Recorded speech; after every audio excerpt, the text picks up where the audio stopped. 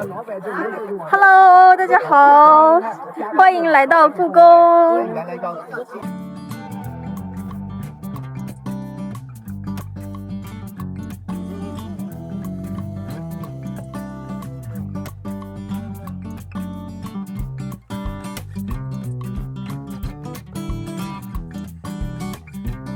这是太和门，太和门的后面是太和殿，太和殿就是皇上办公的地方。好，现在我们就去太和殿。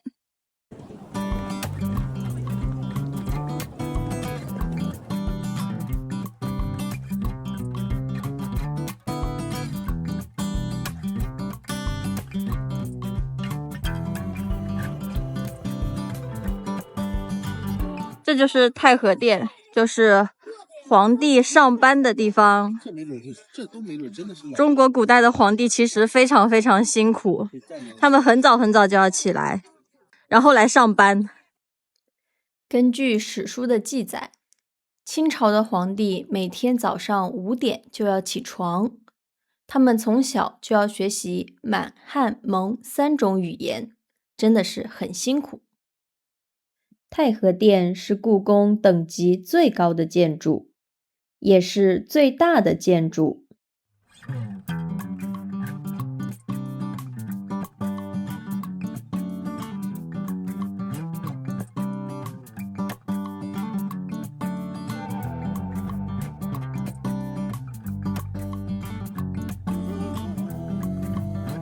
这里有一口非常非常大的缸，大家知道这个缸是做什么用的吗？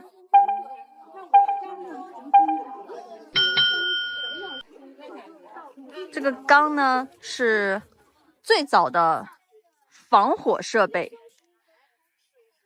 平时这里面会有水，然后如果有火的话，就可以用里面的水灭火。然后冬天的时候呢，因为北京很冷，可能会结冰，所以底下会用炭火加热，让这个水不结冰。因为故宫是木质结构的古建筑，再加上北京非常干燥，所以很容易着火。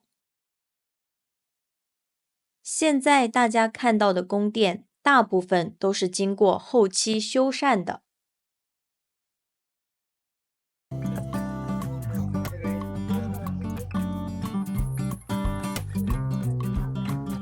有很多女孩子穿着清朝的衣服在这里拍照。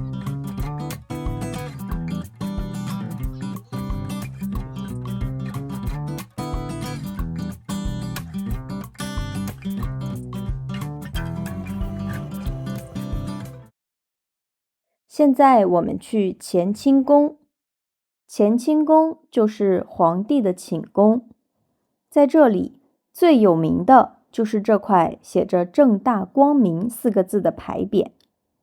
在清朝的中后期，皇帝会把继承人的名字放在这块牌匾后面，等皇帝去世时，由信任的人取出来，宣布继承人。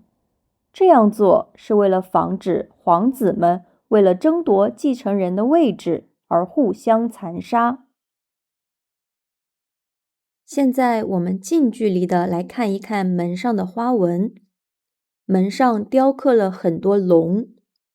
在古代，龙是只有皇帝才可以使用的图案，因为在中国文化中，龙代表着至高无上的权力。现在我们看到的这块巨大的石雕，是古代只有皇帝才可以走的路。它是由一整块汉白玉雕成的，重量超过了200吨。也不知道古人是怎么把它搬到这里来的。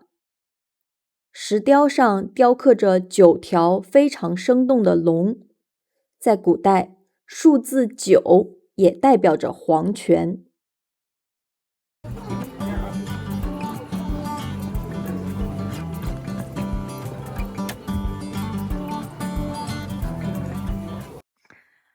OK， 现在 Welcome to 慈宁宫花园，虽然现在没有花，只有这一朵。慈宁宫就是皇帝的妈妈住的地方，所以这是皇帝的妈妈的花园。好，现在我们去看看皇帝的老婆们住的地方。对，老婆们，因为皇帝有非常非常多的老婆。对于皇帝来说，所有住在皇宫中的女人都是他的私有财产。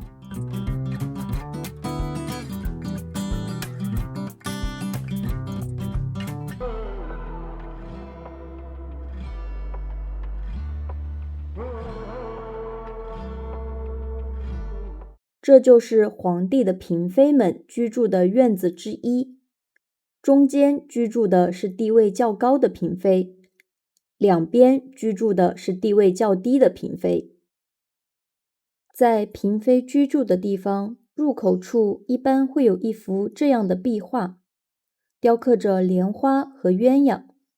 在中国文化中，莲花代表多子多福，鸳鸯代表夫妻和睦。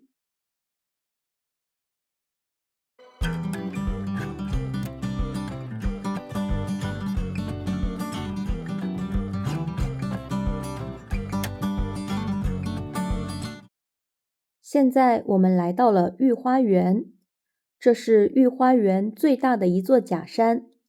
这座假山高10米，中间有一条路可以通往上面的那个亭子。这座假山是由珍贵的太湖石堆砌而成。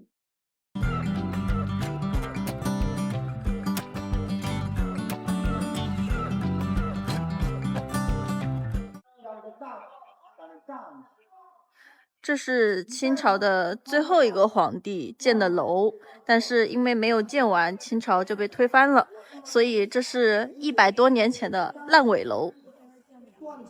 他本来的想法呢是装玻璃，然后在这里放水，这样在房间里就可以看见鱼。这也是故宫里唯一一座西式的钢结构的建筑，但是没有完成。这就是他预想要建的样子，但是没有建完，所以这是他实际的样子。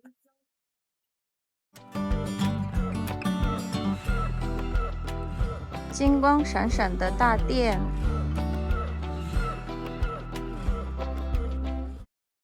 故宫太大了，已经下午4点了，但是还有很多地方没有去，那下次再来吧，拜拜。